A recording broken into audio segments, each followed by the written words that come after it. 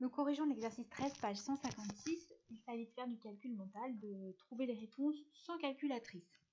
Donc on va utiliser à chaque fois les propriétés qui sont dans la leçon sur les racines carrées. Premier calcul, racine de 3,9 au carré. Quand on enchaîne carré et racine, on trouve le nombre qui était, le nombre qui est à l'intérieur au signe près. C'était un nombre négatif qui était dans le carré, là par contre ce serait son opposé, puisqu'à la fin il vous faut un nombre positif. Une racine carrée est un nombre positif.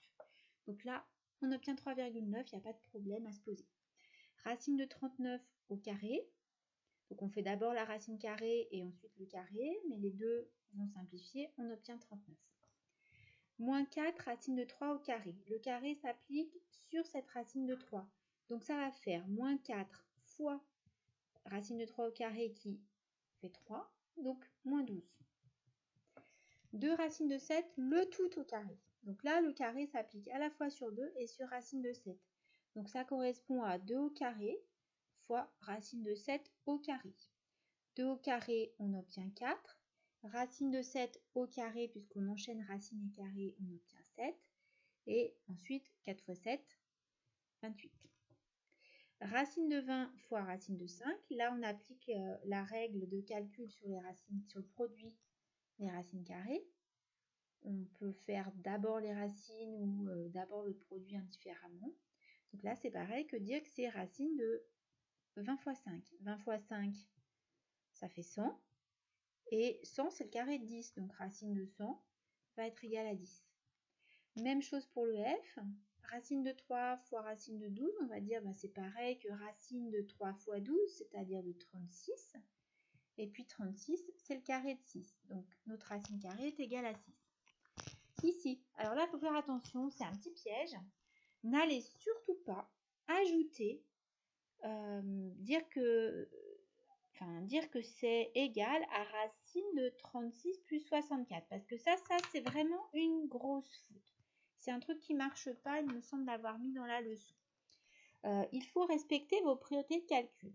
Racine de 36 plus racine de 64, on se dit, on prend d'abord la racine carrée pour 36. 36, c'est le carré de 6, donc sa racine carrée de 6. 64, c'est le carré de 8, donc racine carrée de 64 est égale à 8. On fait l'addition, on trouve 14.